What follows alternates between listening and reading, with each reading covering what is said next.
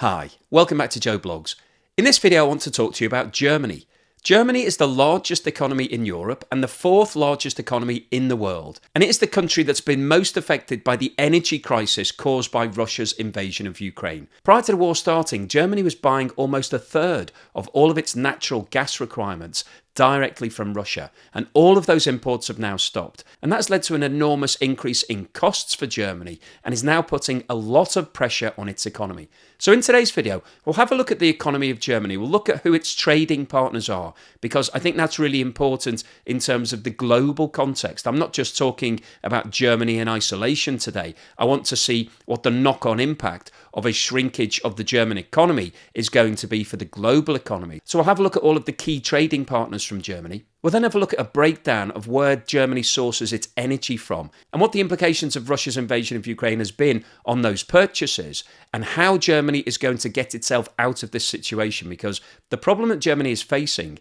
is that it's having to replace gas that was coming through pipelines with LNG without having any LNG infrastructure in place. So there's a really big challenge for the German authorities. We'll also have a look at what's going on with regards to inflation and interest rates and industry within Germany. And then finally today I'll wrap up with my summary. So what I think is likely to happen in Germany over the course of the next 3 to 6 months, and what the impact of this will be on the European economy and the global economy. So before we get started on all of that, very quickly I'm going to ask you for a thumbs up, to subscribe if you haven't done so already. Don't forget I always include chapters, and if you'd like to support the channel, please have a look below where you'll find links to YouTube super thanks and membership, as well as Buy Me a Coffee, Patreon and Amazon shopping links. Germany has a long-standing reputation for high-quality engineering, and probably its most famous brands are its motor cars. BMW, Audi, Mercedes-Benz and Porsche are four of the biggest brands in the world. Germany has a population of around 84 million people, which ranks it as the third largest in Europe behind Russia and Turkey. But from an economic perspective, it's the biggest country in Europe. In 2021, German GDP was $4.2 trillion, which ranked it as the fourth largest country globally behind Japan, China and the United States. As a result of its significant engineering and manufacturing base, Germany is a net exporter and exports products all around the globe. This chart shows the breakdown of German exports for 2021. Machinery was the largest category, making up around 16% of exports, closely followed by vehicles at 15%, electronic equipment at 11%, pharmaceutical products at 7%, and medical supplies and plastics, which both came in around 5%. In terms of which countries are buying those exports, Germany's largest trading partner was the United States, which bought around $145 billion worth of German goods, followed by China, which purchased around $124 billion, France $121 billion, the Netherlands $109 billion, and Poland $92 billion. In terms of imports, the biggest single category was electrical equipment at 13%, followed by machinery at 12%, vehicles at 10%, energy products at 9%, and pharmaceutical products at 6%. Germany's biggest trade partner that it's importing from is China, with trade volume of $171 billion in 2021, followed by the Netherlands at $107 billion, the United States at $87 billion, Poland at $82 billion, and Italy at $77 billion. Now, one of the reasons that Germany is currently facing a crisis is that it's a net importer of energy products. And the biggest energy product that it was importing prior to Russia's invasion of Ukraine was Russian gas. And Germany had built a lot of its infrastructure to be dependent on those natural gas supplies. So the Nord Stream pipelines were built by Russia under the Baltic Sea to supply natural gas directly into Germany. And as a result of those supplies, Germany built a lot of power stations to replace the old-fashioned coal-fired power stations that were producing a lot more emissions. The reason that a lot of Europe switched to natural gas is that it was a cleaner form of energy. It produces around 50% less CO2 than burning coal. And this pie chart shows the source of all of the gas that was used by Germany in December 2021. And you can see that by far the largest segment here is Russian pipeline gas, which accounted for 32%. But in addition to that pipeline gas, domestic storage accounted for 22%. Now, this section relates to the large underground storage capacity that Germany has all across the country. And whilst in December 22% of all the gas used came from storage, when you look at where that gas actually originated from, the vast majority came from the Russian pipelines. So in terms of the origin of the gas, you can combine these two sections, which shows that Germany was sourcing more than 50% of all of the gas that it was using directly from Russia. However, the situation is actually worse than that, because if you look all the way around at the top of this chart, you can see that 11% of the gas being used in Germany was pipeline gas exports from the Czech Republic. Now, the Czech Republic doesn't have its own gas supplies and is actually importing gas directly from Russia. So the pipeline supplies coming from the Czech Republic is also Russian gas. So when you add these three sections of the chart together, you get almost 2/3 of the gas being used by Germany in December 2021 was coming from Russia. Just to finish off in this chart, you can see that Germany does have other pipelines. There's a pipeline from Norway, which equated to around 20% of all gas used, and also a pipeline from the Netherlands, which accounted for 12%. But overall, the majority of the gas that Germany was using is coming either directly or indirectly from Russia. Now, one of the things I want to do here is put the relative importance of natural gas into perspective. And in order to do that, we need to understand what percentage of total energy consumption comes via gas. This chart shows the source of all energy consumed in Germany in the first half of 2022. And the portion relating to natural gas is the grey section on the left-hand side. And as you can see, natural gas equated to 27.2% of all of the energy used, which equated to 1,616 petajoules. Now that compares to 32% of all energy coming from oil, 18.9% coming from coal and lignite, 18.3% from renewables, 3.1% from nuclear, and 0.7% from other. So in terms of putting this into context, more than a quarter of all of the energy consumed in Germany in the first half of 2022 came from natural gas. So this is absolutely critical to the success of the German economy.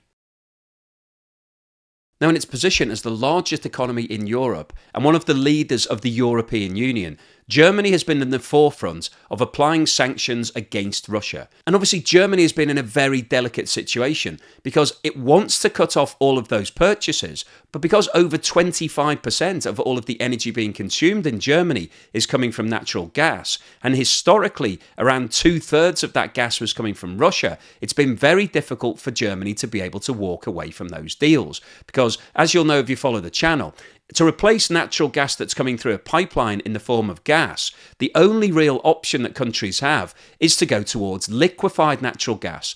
And in order to do that, you need to set up all of the infrastructure. You need what's called regasification facilities to turn the liquid back into a gas, which you can then feed into your networks and supply to all of your consumers. And Germany, at the start of this conflict, didn't have any LNG facilities in place.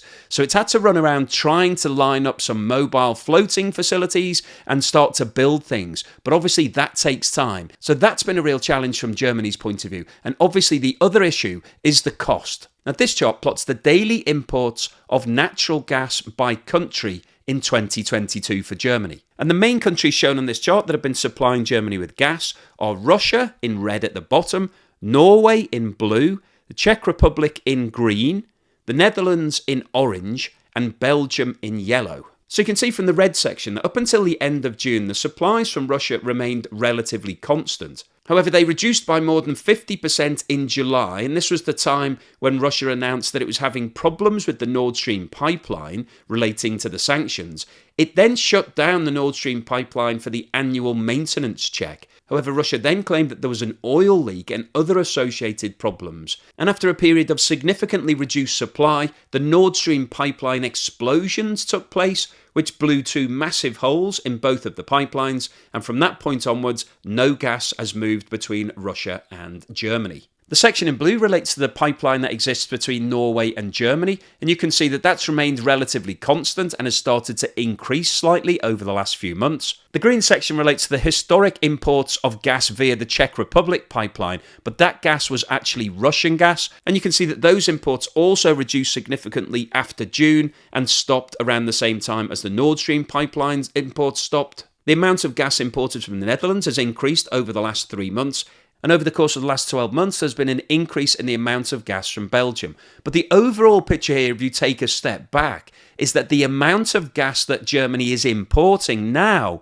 is significantly less than it was at the start of the year. You can see that the total volume in January was somewhere in the region of 4,500 gigawatt hours per day. However, the total amount now is less than 3,000 gigawatt hours per day. So that represents a fall of around 1,500 gigawatt hours per day, which is obviously significant and is going to cause Germany some major problems if it doesn't get all of the LNG supplies in place to be able to replace this lost capacity. At the moment, Germany has managed to fill all of its storage, so it's sitting with some supplies that it can draw upon. But at some point over the next 6 months, those supplies will run out if it doesn't find ways to replenish them. In terms of the direct cash cost of this energy crisis for Germany, it's estimated to now be approaching $500 billion. That's $500 billion. The total import bill for natural gas for Germany has increased by 124 billion euros in 2022. In addition to that, the German authorities have had to bail out the company UNIPER, which was the company that had the sole contract for importing gas into Germany. It went into financial difficulty because of what was happening in the gas price market, and therefore the authorities had to step in with a 50 billion bailout. They were also required to step in and bail out Gazprom Germania, which was the German subsidiary of the Russian Gazprom business, and it owned all of the gas storage facilities in Germany. So the German authorities had to step in with a $14 billion bailout of that company. They also had to provide a package of over $100 billion to bail out all of the utility companies that were supplying services directly to consumers in Germany, because none of those companies had hedged their positions, and as the spot market took off following Russia's invasion of Ukraine, none of those companies could make any profit. They all became illiquid,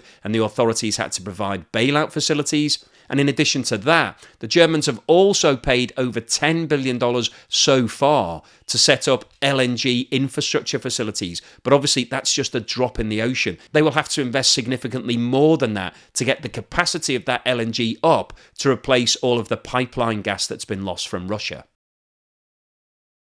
This chart shows the movement in inflation in Germany over the last 12 months, and you can see that it's almost doubled from this time last year. In December 2021, inflation was running at 5.3% and actually fell in January 2022 to under 5%. However, following Russia's invasion of Ukraine at the end of February, inflation increased to 7.3% in March and is now sitting at 10%, which is 5 times higher than the target rate of 2%. However, in order to put the seriousness of this situation into perspective, let's have a look at what inflation has done over the last 25 years in Germany. Now, this chart dates back to 1997, and you can see that over the last 25 years, there has only been one period at the time of the global financial crisis in 2008, when inflation rose materially above 2% in Germany. So historically, Germany has been in complete control of its economy and its inflation. It has stayed at or around that 2% target rate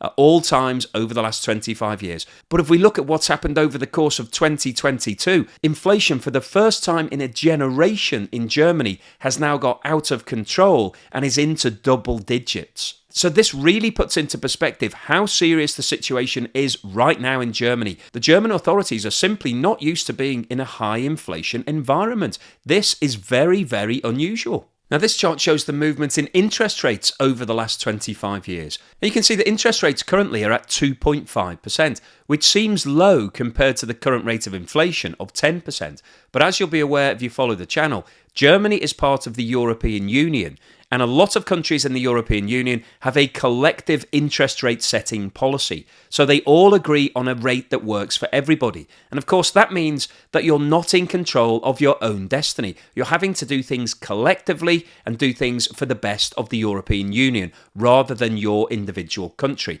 And Germany right now really could do with having higher interest rates. That would address their double-digit inflation.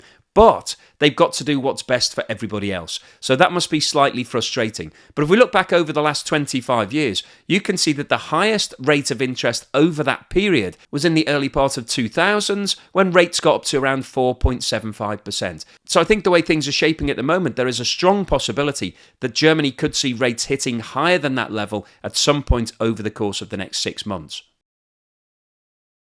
Now, in terms of the impact on industry, the increase in all of the energy costs is feeding through directly into a lot of businesses because Germany is dependent on its manufacturing sector, and that manufacturing uses a lot of energy, either electricity or natural gas directly for a lot of industrial purposes. This chart shows the breakdown of energy consumption of electricity by consumer groups in Germany. The blue section at the bottom represents usage by industry.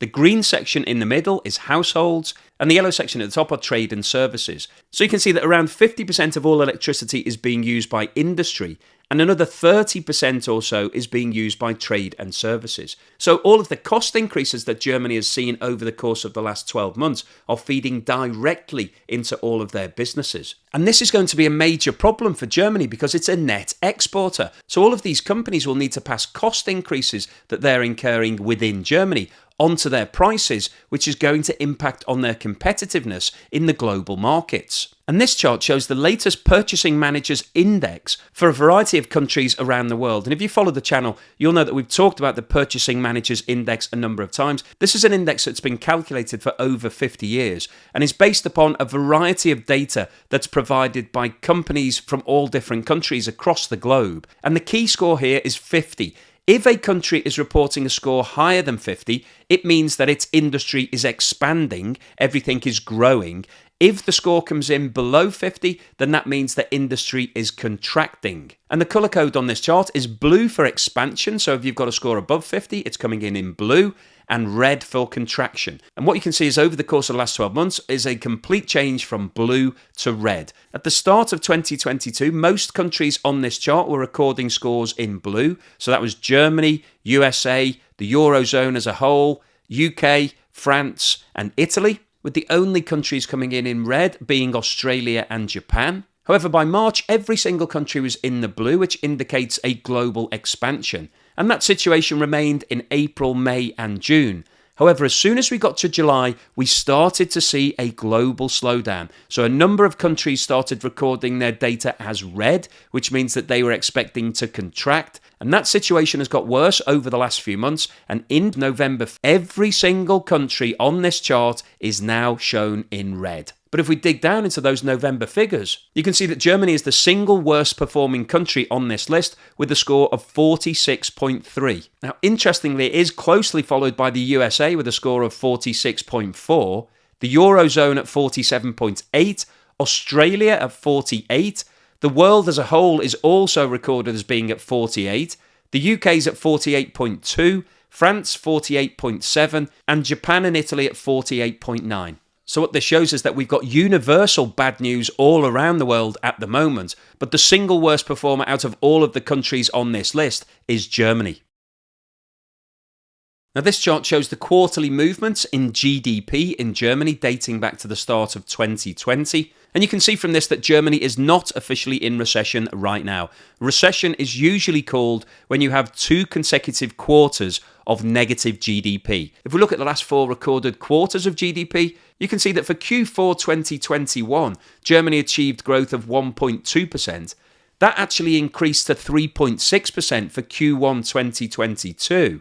However, the impact of Russia's invasion of Ukraine started to feed in. So in the second quarter of 2022, GDP growth fell to 1.6% and fell further to 1.3% at the end of Q3. Now, obviously, we're currently in Q4 of 2022, so we don't have the data. However, the German authorities have stated that it is extremely likely that they are going into recession. Obviously, the official declaration of a recession won't be called until the end of the second half of 2023, because you need 2 consecutive quarters before you can officially declare it. However, realistically, it's likely that Germany is already in recession.